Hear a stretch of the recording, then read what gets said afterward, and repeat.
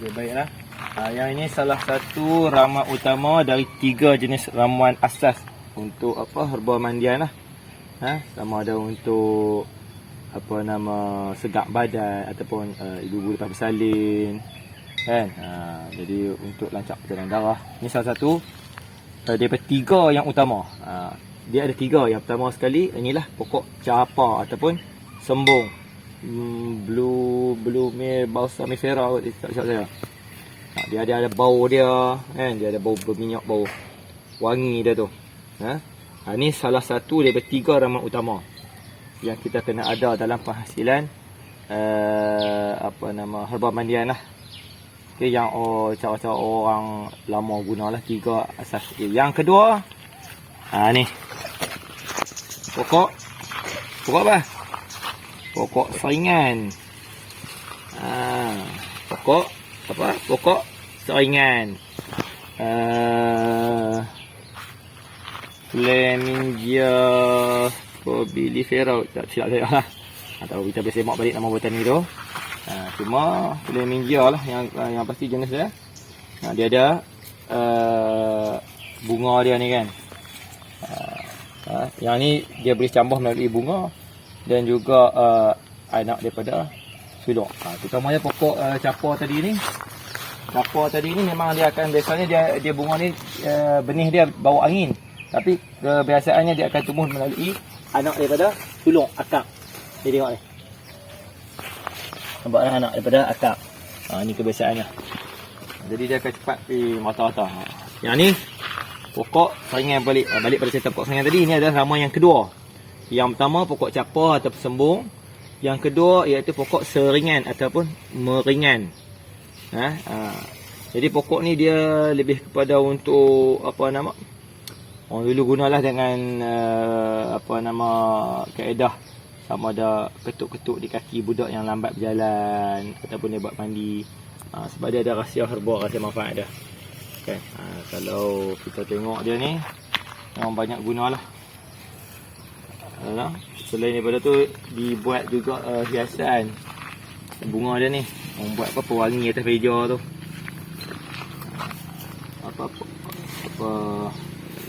Seringan. Sifat dia tu dia bagi mudah orang ringan badan. Rasa ringan badan untuk bergerak kan. Sebab tu atau betul dia guna untuk orang yang ada masalah kaki berat nak jalan ke ataupun lenguh-lenguh saraf kan. InsyaAllah. Okey. Kita tengok pula pokok yang ketiga. Okey, 3 ramuan utama dalam herba mandian ni. Okey. Bahagian ketiga iaitu 3 bahan utama. Yang ketiga adalah daun pisang kelat. Yang kita akan ambil adalah bahagian daun yang kering ni lah. Pokok dia. Ini kita akan gunakan sebagai ramuan ketiga yang mesti ada dalam herba mandian Tok Habib. Pokok sembung atau capa, saringan dan bahagian ketiga iaitu pisang kelat. Okey. Ini 3 bahan utama yang mesti ada. Yang lain-lain tu kita boleh campur lah. Dari segi bentuk-bentuk herba yang ada aroma, yang ada khasiat-khasiat untuk buat angin dalam badan, segak badan, lancar darah ke apa kan. InsyaAllah. Okay, jom kita tengok pokok-pokok lain pula. Okay, bila dah ada 3 ramuan utama tadi iaitu pokok sembung atau capa. Kemudian yang keduanya kita ada pokok saringan. Yang ketiganya kita ada pokok pisang kelat tadi kan. Jadi bila dah ada 3 tu asas untuk herba mandian ni, kita boleh tambahlah lain-lain herba. Contoh dia ni serai wangi. Cymbopogon nidus. Yang ni serai wangi. Kan? Yang ni kita boleh tambahlah dalam herba mandian. Dia ada bau minyak dia tu kan. Minyak citronella dia. Jadi memang yang ni memang kebiasaannya banyak-banyak orang buat minyak angin ke apa yang campur. Tapi dalam herba mandian Tok Habib ni atau kita guna ini. Selain daripada 3 asas herba tadi, kita akan gunalah pokok serai wangi. Okey. Ni serai wangi lah. Yang ni kita tengok serai wangi. Ni dia.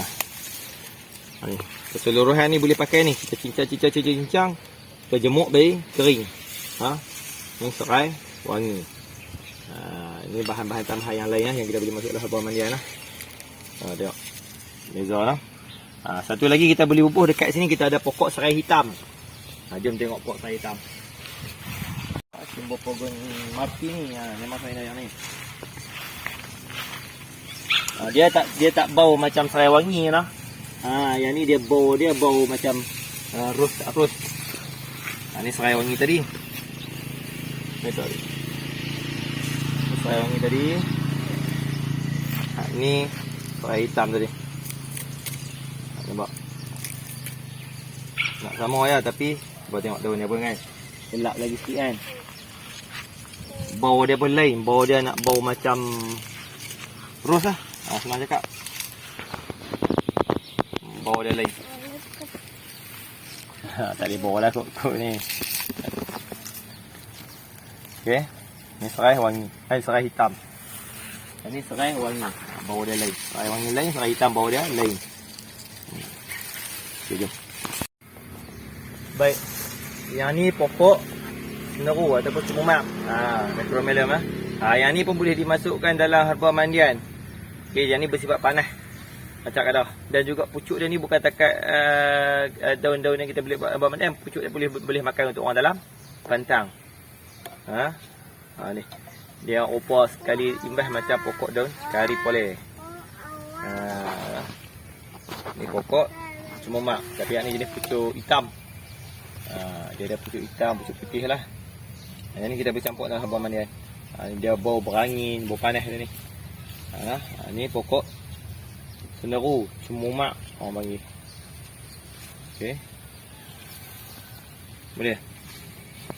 Bahan herba mandian tadi kita boleh campur yang ni. Serai, wangi apa nanti kan. Boleh campur yang lain-lain tu.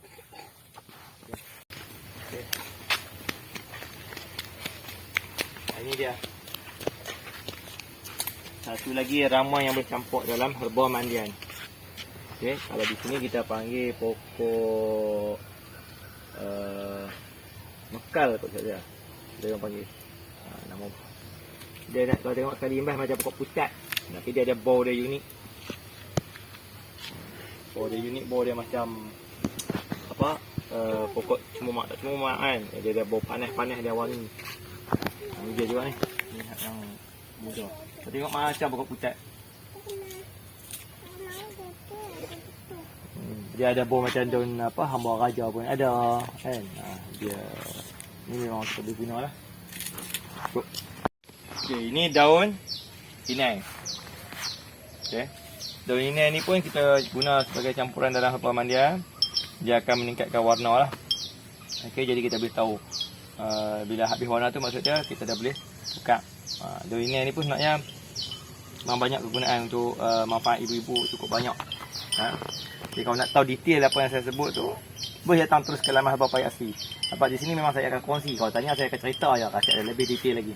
Lagi cerita cakap sekadar umum lah kan. Sebab rujukan paling baik adalah kita datang ke dalam satu majlis ilmu tu sendiri. Bukan kita sekadar tengok YouTube, tengok TikTok, Facebook kan. Tapi sumber paling baik tu kita hadir dalam majlis ilmu tu sendiri. Jadi boleh datang melawat laman Herba Payah Asli untuk kita kenal herba-herba ni dan juga manfaat dia. InsyaAllah kita bercerita lebih detail. Ni pun orang pakai juga ni dalam herba mandian. Pokok limau perut. 5 perut. Ada juga yang campurkan. Pokok palas pun ada digunakan bahagian daun dia. Sebab yang ni bantu mengeluarkan lendiak dan juga busuk-busuk daripada badan. Okey, sekadar itu saja perkongsian kita dari laman herba Payah Asli Herbal Valley, Kampung Kupang Memban, Nakak, Kepulauan Kedah. Untuk lebih detail, maklumat lebih lanjut dan juga untuk mengenali rahsia dan manfaat herba-herba, boleh terus datang ke laman herba ni. Buat temu janji dulu sehari sebelum datang.